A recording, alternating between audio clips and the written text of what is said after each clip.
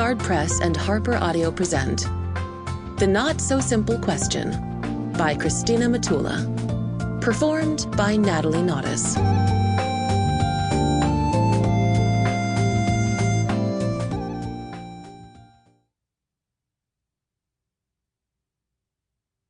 A note before we begin. For a map of Hong Kong, a glossary of terms, and more, don't forget to download the accompanying enhancement PDF from your audiobook provider.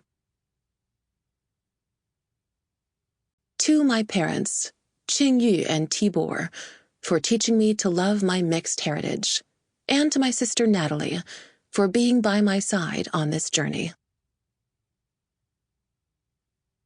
1. It's the last Saturday of the Easter holidays, and I can't believe how lucky I am to be at a party on Repulse Bay Beach with my fantastic friends for Jinsei's 13th birthday. Nothing can spoil my good mood, especially with the warm sea breeze, cloudless sky, and spread of scrumptious snacks in front of me. We've just finished a sand sculpting contest, where I got first place with my interpretation of May's red panda from the film Turning Red. My cousin Rosie and the girls are by the water's edge writing messages in the sand, and Jinsei and a bunch of the guys from Tai Tam Prep rugby team are burying Rosie's twin brother, Reese.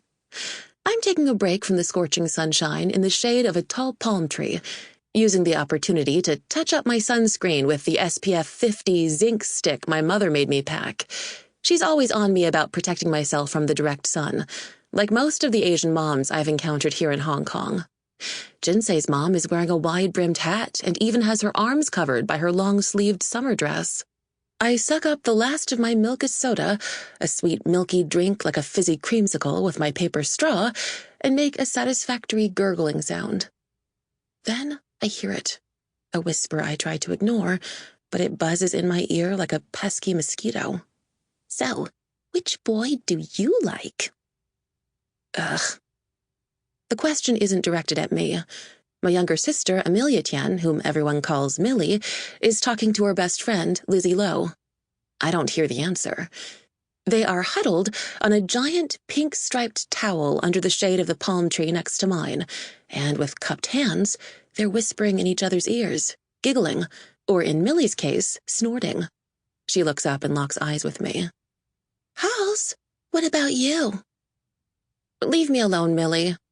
I turn my head away from her, shifting uncomfortably on my own towel and playing with the end of my ponytail.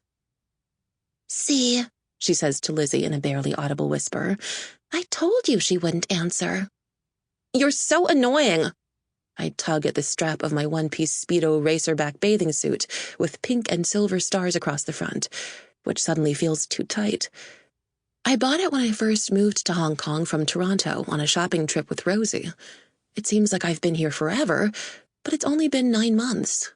9 amazing months, except for the occasional brattish behavior of my 11-year-old sister. At another burst of giggles from the girls behind me, I shoot Millie a glare, coupled with emotion to show I'm on to her and her agenda, 2 fingers pointed at my eyes, then at hers, just in case she wants to further embarrass me, and jump off my towel to go rejoin my friends who have just moved into the water. At least they won't ask me foolish questions or make me feel uncomfortable in any way. We are in our last couple of months of grade 7 and are clearly more mature than my grade 6 sister. I'm so lucky to have made such an amazing group of friends. Nothing is ever going to change that. Nothing. I walk by the turquoise tent Jinsei's parents set up to keep the food out of the sun. Inside is a selection of pizza and homemade Korean food, like chewy rice cakes called duk and seaweed rice balls called jumukbap. I pop a couple of rice balls in my mouth and continue across the hot sand into the cool, inviting water of the South China Sea.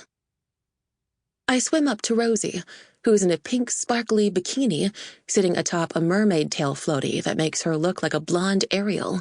All that she's missing is a talking crab and friendly flounder. I give her a splash, but just a little one. I can tell that something's bothering her.